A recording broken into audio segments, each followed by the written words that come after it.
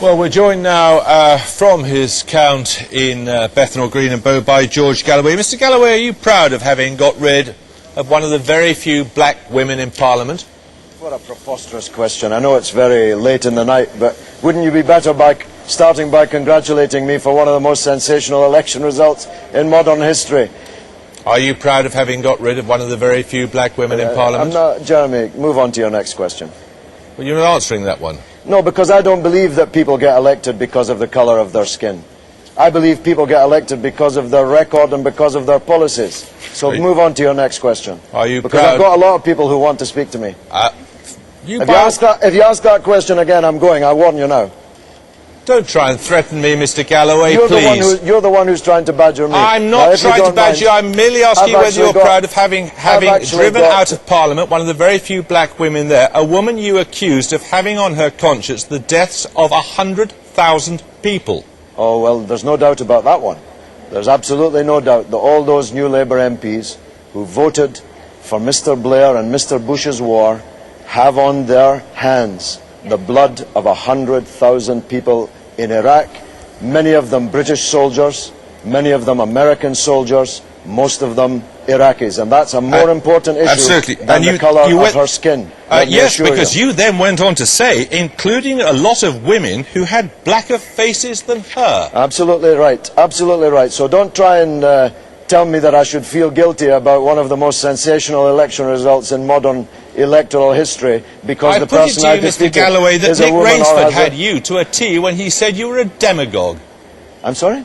Nick Rainsford. You know who I mean? Nick Rainsford, Labour MP? No, I don't you've know never heard of him? I've never heard of Nick Rainsford, no. What else haven't you heard of? Well, I've been in Parliament a long time. He was a parliamentary colleague of yours until very recently. Most of them just blend one into the other, Jeremy.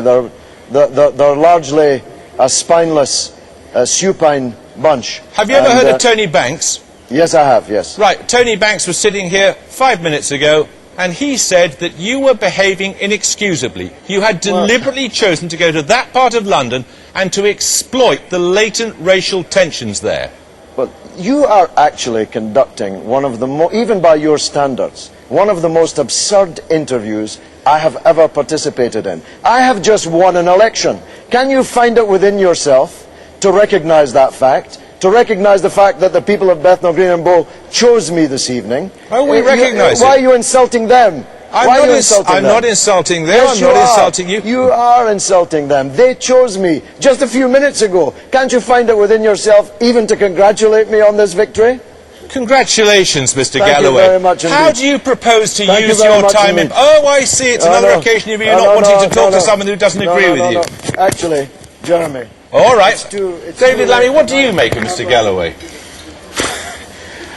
I think he's a carpetbagger who came down from Scotland to whip up racial tension in Tower Hamlets, and I think the sad thing for Tower Hamlets is it's the poorest constituency in London, and he has inherited now the most divided and polarised But he has got a point when he says there were a very large number of people, a majority as it turned out, who took his view of the Iraq War as opposed to Una King's very loyal view of the Iraq War. I accept that across the country, in some constituencies in London and the South East, people have protested against the Iraq War. The manner in which he won that seat, whipping up racial tension, dividing some of the poorest people in this country, I think was obscene. And I'm deeply sad that Tower Hamlets has lost in Una King an MP who actually did the work on the ground in her surgeries for those poor people.